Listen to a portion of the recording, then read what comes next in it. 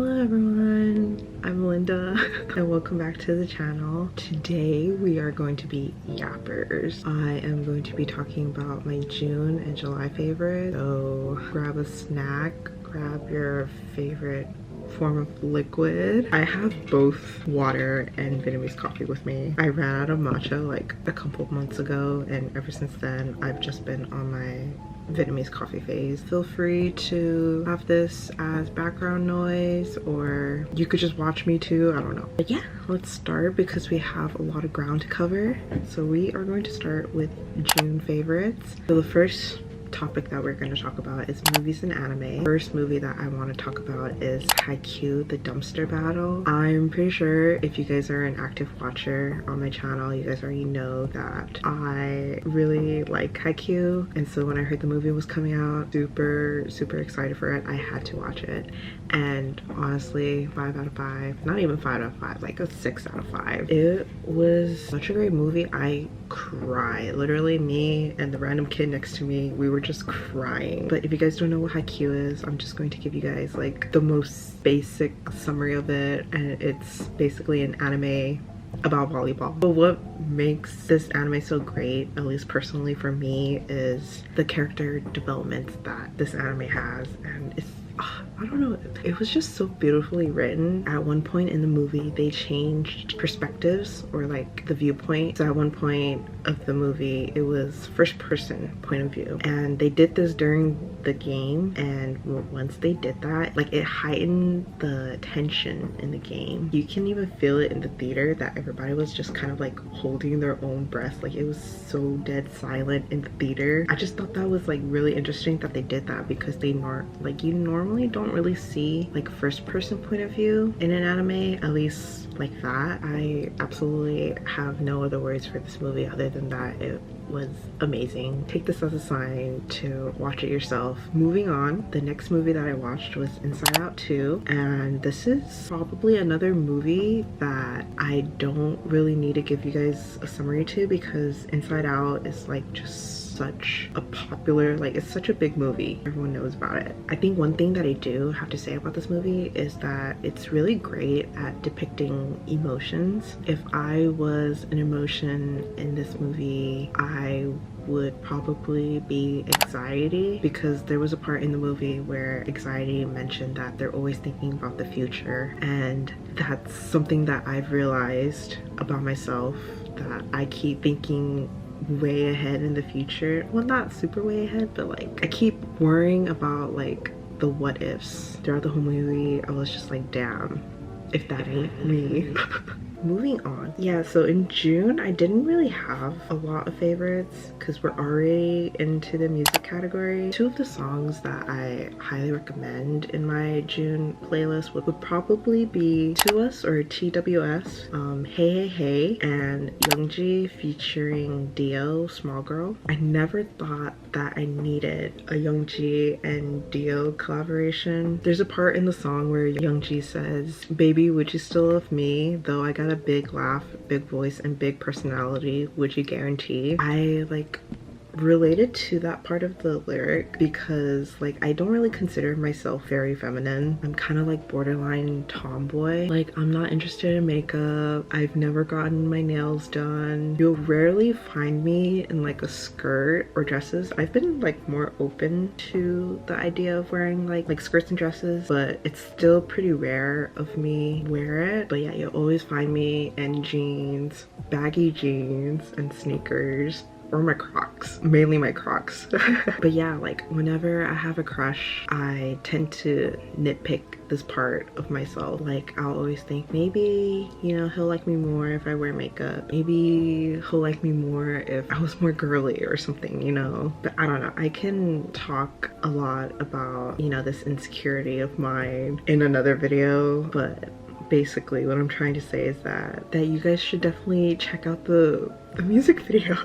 Check out the music video, check out the song itself. It's really cute, and I'm pretty sure you guys can relate to it too. Aside from that, because we have a lot more to go through, especially in July, and my July favorite, I'm just going to leave the rest of my music recs here, and you guys should definitely check them out. But yeah, without further ado, oh my gosh, sorry, I keep needing to burp but it's not coming out. Yeah, without further ado, let's move on to July favorite. Oh my god, you guys, I have to say that July was such a fever dream. There was so many things going on in July that literally it just flew by. Like, it's already August, which is insane. That means we literally have 4 months left until 2024 ends. Our first topic that we're gonna talk about is skincare. If you guys have been an active viewer on my channel, you guys know that Yesstyle and Mixin gifted me a box full of goodies. I've slowly been going through each product and testing them out. I have to say, like, so far I've been loving the bean essence, and now I can understand why this bottle costs like 31 boodles. So the bean essence strengthens skin health, hydrates, and revitalizes your skin tone while taking care of the dead skin cells so that you can achieve that smooth texture of skin. If you guys are wondering if I've seen that, I have most definitely seen that on my skin. Ever since I started using that, my skin has felt like a baby's butt. My cheeks are so smooth now. I always have to remind myself not to touch them so much, but yeah, like, just every time I wash my face, I just notice how smooth my skin is. Oh, but texture wise of the bean essence, it actually took me by surprise. I wasn't expecting it to be like sticky. If you guys have ever tried the snail essence from, I believe it's from CosRX, it literally has the same texture of it. But I actually learned recently that you're supposed to wash it off after applying it because it's considered as, okay, it says it's an essence, but it's also an exfoliator, which is weird because it doesn't say that on the bottle. You can leave it on, but they recommend that you wipe it off before continuing on to their serums, which I have not tried yet because, like, I don't want to open them just to try it and then just to have them sitting there, you know, because I'm already, like, I already have so much products already, so that's why I haven't tried the 3-step serums yet. I've also tried their soybean milk pad. I think it's really good. You can either just use this as like a toner, like you just wipe it, or for an intensive care you could put the sheet, you know, all over your face as like a mask for 10 minutes, right? Yeah, for 10 minutes, and then you just take it off. I always like to just leave it on my face for 10 minutes and then afterwards go in with the gua sha. But yeah, I've been liking this really well as well. I've been really liking this as well. Also, if you guys, you don't want to try out these products for yourself, I do have a code. I'll leave it on the screen, and I'll also leave every product and stuff that I mentioned in the description box below. Definitely check out Mixin. I honestly think, yeah, some of the products are pricey, but I think it's worth your boodles, you know, especially if you're taking care of yourself, you know what I mean? So moving on to books, I actually did finish a book in June. However, I didn't like it, which is why I didn't put it in my favorites. I'm not going to recommend you guys stuff that I don't like, or like that I don't think that you guys would like. But the book that I finished in July is called Tokyo Ever After by Amiko Jean. This is actually a duology. I haven't gotten the second book yet. I most definitely will though, because the first book was really great. Alright, so Tokyo Ever After is about a Japanese American girl named Izumi who never seems to feel like she fitted in. The story actually takes place here in California, in a little town called Mount Shasta, which I didn't know was actually a real place. She then figures out that her dad is the crown prince of Japan. Yeah, the book just follows her through the 2 weeks that she lives in Japan, trying to adjust her life as a royal, trying to stay true to herself. I do think this book is a little silly, as in like a good silly. Like, it makes you chuckle, especially at the parts where Izumi hangs out with her friends. It reminded me with my group of friends, like, this is like how we would act too if one of us, you know, magically finds out we're royal. Honestly, if you're looking for a silly little book, light enemies to lovers with the dash of identity crisis, then yeah, this book is for you. So like I said, I'm definitely going to get the second book, and when I do, I'll let you guys know how it's going. But moving on to movies and anime, except I didn't watch any movies. It was just nothing but anime.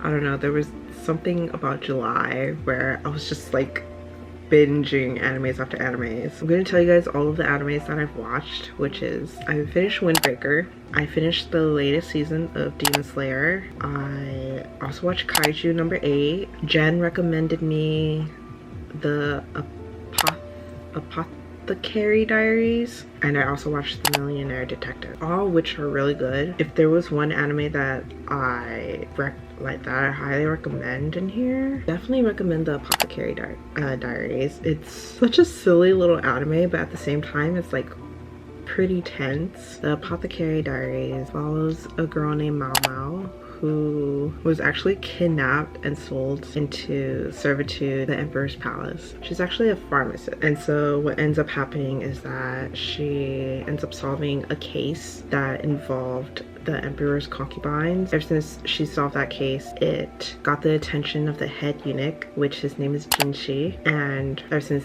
she solved that case, he's been having her help him with the other medicinal cases that's been happening within the palace. That's basically what the anime is about. Definitely check out this anime if you know you're looking for something different. Usually I watch like romantic animes, but this July kind of just steered away from. The Apothecary Diaries does have a little bit of romance. It teases it a bit, but for the most part it's just kind of like detective work, mystery, a little dash of comedy. I definitely recommend it. I think this is the most anime I've watched within a month. Yeah, also sorry I didn't memorize each and every one of the animes that I've watched. I didn't want this video to drag, even though it's already dragging. But moving on to music, I swear you guys, literally my 3 ultimate groups had a comeback within the same month.